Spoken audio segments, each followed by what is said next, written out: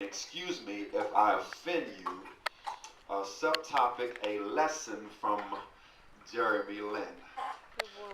Jeremy Shuhao Lin, born August 23rd, 1988, is an American professional basketball player with the New York Knicks, and he has a story that would seem quite offensive to some because he is a Chinese basketball player and he should not be where he is today, according to social standards.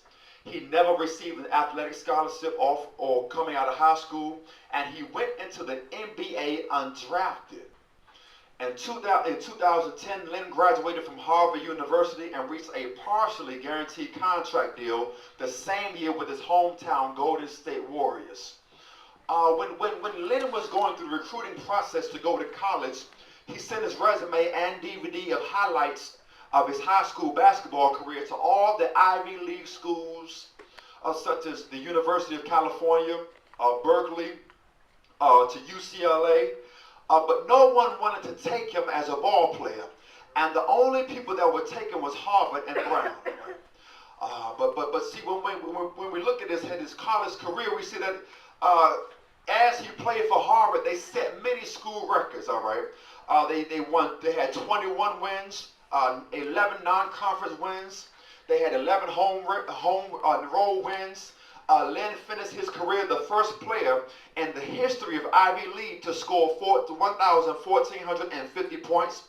He had 450 rebounds, 400 assists, and 200 steals. He graduated from Harvard College in 2010 with a degree in economics with a grade point average of 3.1. Now, when he joined the NBA, he seldom played because they put him in the D League, all right, and he was waived They put him in the D League 3 times, all right. He was waived by the Golden State Warriors and also the Houston Rockets, all right. Now, when he joined the Knicks, he didn't play with the Knicks off the bat, all right. They put him in the D League, okay. But it was not until Carmelo Anthony, one of his teammates, told his coach, Mike D'Antoni, to let the boy play, okay? And when we look at some of the things that Jeremy Lin has done, we can see that when he played ball, when they played on February the 4th, they played against Darren Williams and the New York Nets, all right? He dropped them off for 25 points, 5 rebounds, and 7 assists, all right? Now, when we look further in his career, we see that when they played the Lakers, he dropped the Lakers off for 38 points, all right? I love the Lakers, I love Kobe, but they got dropped off, all right? But this was done by somebody in whom they did not expect to do it, all right? And when we look at the New York Knicks record, we see that they were 7-0 when Lin started, all right? They had a 7-0 record when he started, but nobody expected for him to do what he did, okay? But when we look at his career, when we look at where he is right now, you have many people who are offended because, for one, he's not black, 2, he's not white, but 3, he's Asian, okay? And he even said it, he even noted himself, he says, you know what, if I had been another race, I probably would have been accepted in any college that I wanted to go to. If he had been any other race, he probably would have been accepted in the Basketball Association. But when we look at him, we said that even when he goes to basketball games, people still throw different slurs at him. They still try to insult him because of his ethnicity. They call him wonton soup. They call him sweet and sour pork. They say open your eyes. They tell him go back to China. But it amazes me how he takes it in stride. All right. He didn't ask for all the fame, he didn't ask for the insanity, but you see, in all your success, you're going to have some haters, all right? But I love how humble he is. He just plays the game. Come on, somebody. But it does not matter how humble you are, you're going to have some haters, and you're going to offend somebody by your success. Floyd Mayweather tweeted that Jeremy Lin is a good ball player, but the hype is all because he's Asian, all right? He says black players do what he does every night and don't get the same praise. But see, Brother Floyd Mayweather failed to realize that even we as black people, we broke color barriers and we offended some folk ourselves. You better ask off the ash. Come on, somebody. 106 to 28 victories. Come on, somebody. He won at least 3 Grand Slams. You better ask Tiger Woods, somebody. Come on, somebody. 14 professional major golf championships. And you better surely ask Serena and Venus Williams, 2 of the baddest females that ever set foot on a tennis court. But like we said, in all your success, you're going to offend somebody. Because you will have some folk that never expected you to get to where you are. In life, you will have some people that you're going to offend because they're going to know where you came from and what you've been through. And they're going to hate on you because it's not them who are successful. So it goes to show that if you are gifted and blessed, you may offend somebody, especially when they underestimate you. Just because you're gifted, everybody's not going to pat you on the back. Just because you are anointed does not mean everybody's going to be on your team. And just because you come to church don't mean that everybody on the church going to be on your team either. Come on, somebody. But excuse me if I offend you. I would love to hear Brother Jeremy Lin say that one time during a press conference. To all my haters, excuse me if I offend you. I'm just balling out of control. Come on, somebody. When we look at Mark chapter 6, verse 1, it says Jesus left there and went to his home, all right, accompanied by his 12, accompanied by his disciples. When the Sabbath came, and he began to teach in the synagogue, and many who heard him was amazed. All right. So now when we look at today's text, Jesus now returns home to Nazareth after preaching and teaching and healing in other towns and cities such as Capernaum, Gerasenes. He decided to bring the good news about the Father back home. And many people were amazed at his preaching, his teaching, and even his ability to perform miracles. What Jesus was doing here, it was fresh. And it did not go along with the norms of what they expected from a person who represented God.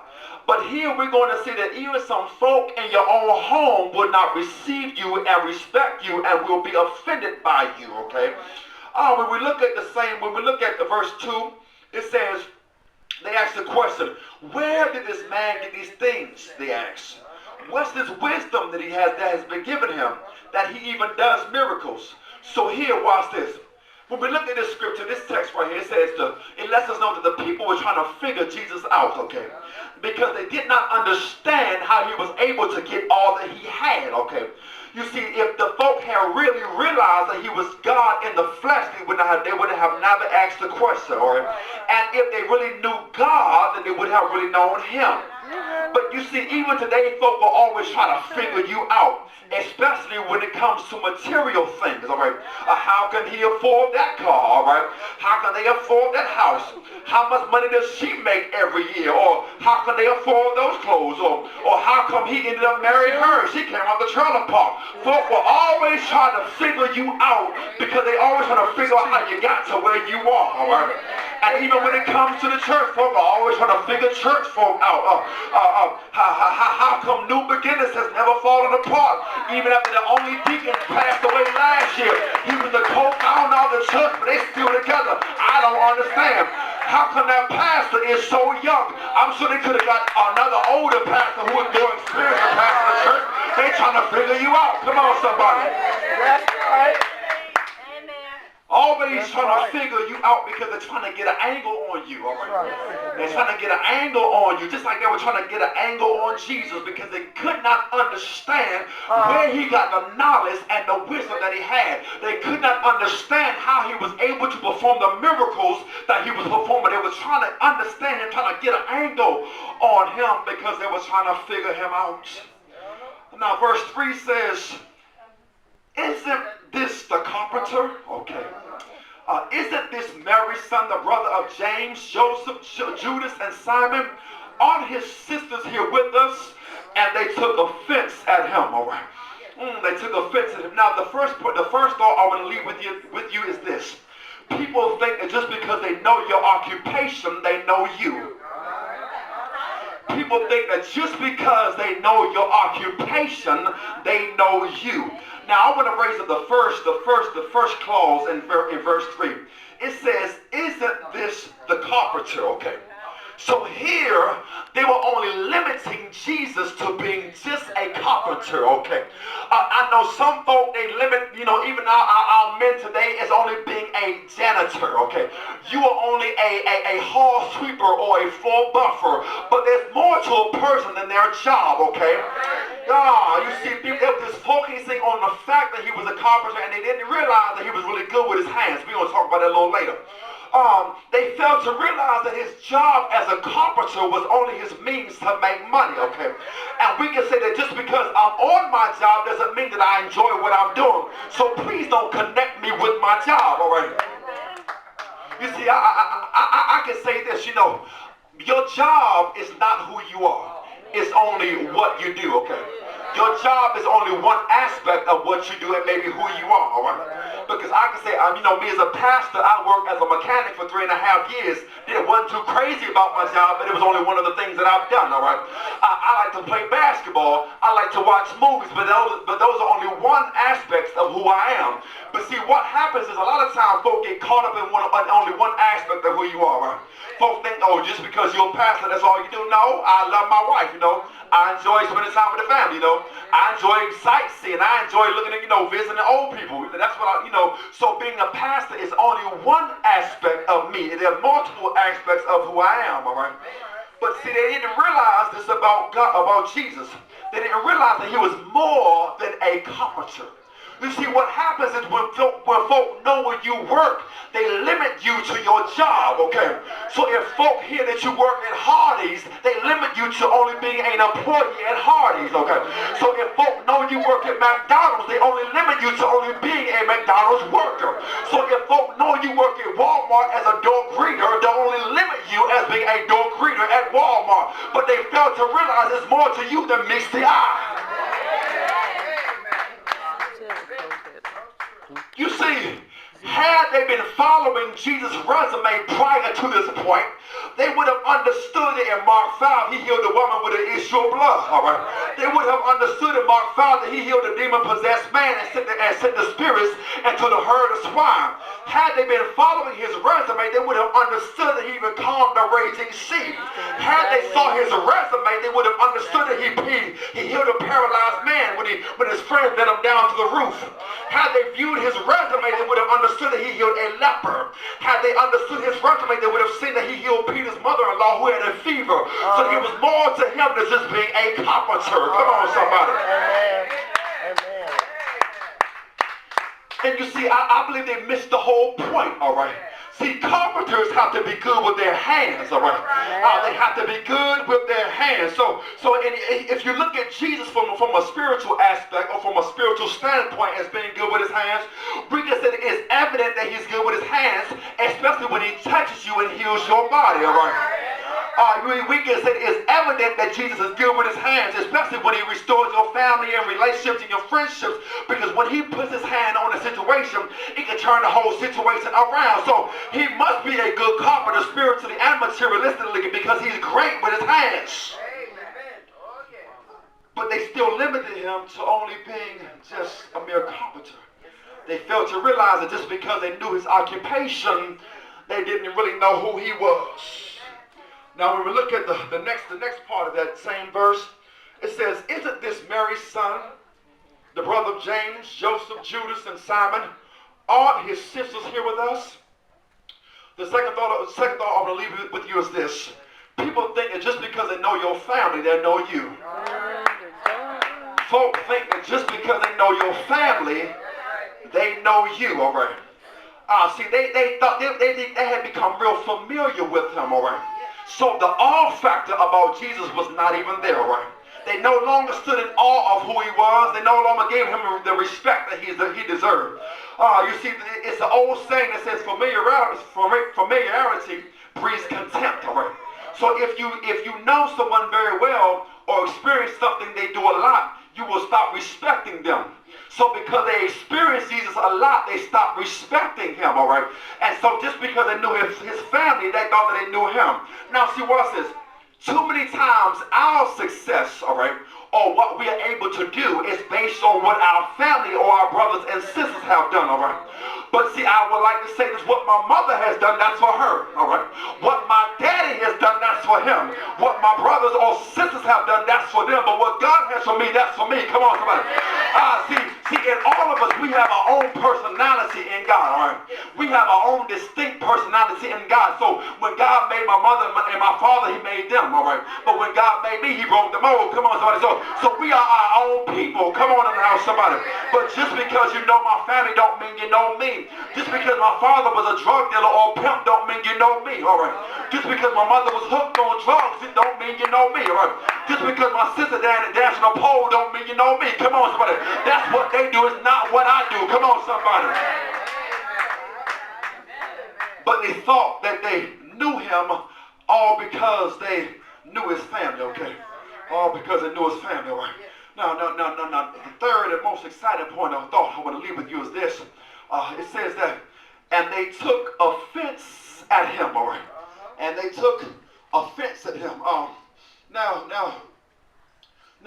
see, he was not supposed to be as anointed as he was. He was not supposed to have the wisdom that he did. All right. He was not supposed to be performing the miracles that he did because everybody knew Jesus. They saw Jesus grow up. All right. He was born in a manger. They saw him from a little boy on to an adult. All right. They did not expect for him to do what he was doing. He was not supposed to be doing it, and that's the reason why they got offended. All right. Because they knew everything about him. You see, folk gonna get offended because you were successful after they know everything about you. You may have had a rough start, but now where you are, you're doing pretty good. Come on, somebody. You may have had some issues in the past, but look at you now. You got a good job. You're driving a nice car. See, folk gonna get offended because they never expected you to be where you are. Now, when we look at the word offended, it means to cause to feel upset, annoyed, or to cause displeasure, anger, or wounded feelings, okay? Let me say that again. To cause or feel upset. You are going to upset some folk, all right? You are going to annoy some folk. You're going to cause some folk to be displeasure or angry with you, and you're going to cause some folk to have some wounded feelings, all right? So my third thought is this. Your life should offend some people, okay? Your life should offend some folk, all right? Now, because when we look back in the Bible, we see that Moses offended some folk because God chose him to be the leader, and Korah and the others got offended, all right? We're going to see that David offended Goliath because all he had was a slingshot and 5 smooth stones. We're going to see that the 3 Hebrew boys offended King Nebuchadnezzar because they wouldn't bow down to the golden image. We're going to see that Daniel offended the satraps because he refused to stop praying for those 30 days. We're going to see that Nehemiah offended some folk because he refused to stop building the wall. We're going to see that Jesus offended some folk because he refused to stop healing on the Sabbath day. We're going to see the Pharisees got offended because the disciples refused to not wash their hands before they ate. We're going to see the religious leaders got offended because Jesus' disciples were not fasting. We're going to see that Paul and Silas offended the men who had a slave girl who could predict the future, and they messed up their money. We're going to see that John offended Herod because he would call him out on marrying his brother. And we're going to see that Joseph offended his brothers because he had dreams. So I say that to say this, in your life, you should offend somebody. Come on, somebody. In your life, when you go out in the world, somebody should be offended by how you live. And it all should be because of the God in you. You see, because some folk, for real, they're going to be offended by your life because that light is shining real bright from within you. But they fail to realize it's not your light, it's God's light. Come on, somebody. So your life should offend somebody. And have you ever noticed when you get around your friends sometimes, those who aren't so saved and those who don't live a holy life, every time you come around, they frown their face up at you. Oh, they got that holy roller right there. Oh, they are holy and down. And you haven't even opened your mouth yet. But here they go talking about you because they are offended by your goodness. They are offended by your anointing. They are offended because you are so gifted. They just don't know how to tell you that they are offended. So they would rather talk about you and frown their face about you because they are offended. But I say once again that your life should offend somebody. Your life should offend somebody, right? Now, when I think about offense, I had to stop and pause and think about how we offend God sometimes, all right? I had to stop and think about how we offend our Father up in heaven. And I realized that we in America, we offend God every single day, all right? In the name of being politically correct, and we want to be socially acceptable to everything, all right? We don't call what is wrong anymore. We just let it slide. We use excuses like, well, times are changed and things aren't like they used to be. We will offend God every single day. But excuse me if I offend anyone right here, but I need to remind you that killing and murder is still wrong. Lying is still wrong. Greed for money is still wrong. Judging one another is still wrong. Cussing is still wrong. Women taking off their clothes for money is still wrong. Prostitution is still wrong. Premarital sex is still wrong. Adultery is still wrong. Homosexuality and lesbianism is still wrong. Gay marriage and civil union is still wrong. Having fantasies about your neighbor's wife is still wrong. Getting drunk, getting high is still wrong. Come on, somebody. So excuse me if I offend somebody in the house, but I had to let you know. Come on, somebody. Because not only are we offended sometimes, or because of our great things, of the great things that we do offend some folk, we also offend God too. And I believe that here, not only were the people offended by Jesus and all of his glory, but I believe that he was even maybe have been offended by them, okay? Because notice verse 4, it says, Jesus said, only in his hometown among his relatives and in his own house is a prophet without honor. It says, verse 5 says that he could not do many miracles there except lay hands on a few sick people, and he was amazed at their lack of faith. Now, I don't know about you, but I don't ever want to offend Jesus to the point where he can't do great things in my life. I don't ever want to offend Jesus as a pastor where we no longer operate in his favor. I don't ever want to offend Jesus so he can no longer bless anybody in the church with a house, a car, or extra money, or promotion on that job. I don't want Jesus to ever be offended by my life because he's done so much for me as it is. Come on, somebody. And if it had not been for the Lord on my side, I don't know where I would be. I don't want Jesus to only do a few miracles. I want him to do many. Come on, somebody. I don't want him to do just do a little bit. I want him to do a lot on my behalf. Come on, somebody. Because that's how great he is. But he says he only did a few little miracles because they were offended at him. You see, they got so familiar with him that they only subjected him to being only a carpenter. They said, ain't no way in the world he could heal like this. Ain't no way in the world he could preach like this. Ain't no way in the world he could teach like this. He's only a carpenter. And they got offended. He got offended, so he only did a few miracles there. Only a few sick people were healed when everybody could have gotten healed. Only a few people were blessed when everybody could have got blessed. All right. Only a few people got promotion when everybody could have got a promotion. Come on, somebody. Only a few people got new houses when everybody could have got new houses. Come on, somebody. Only a few people got increase in their paycheck when everybody could have got an increase on their paycheck. Come on, somebody. Only a few people got their broken heart fixed when everybody could have got their broken heart fixed. But only a few got blessed because they were hard-hearted and they were offended at him. But I still say, excuse me if I offend you. I notice, and I want you to remember this, your life should offend somebody. When you walk around certain folk, they should feel uneasy being around you. Come on, somebody. Let me say that one more time. When you get around some folks, some people, they should feel uneasy being around you. Because that anointing on your life should resonate so much that it causes you to glow, all right? That light that's on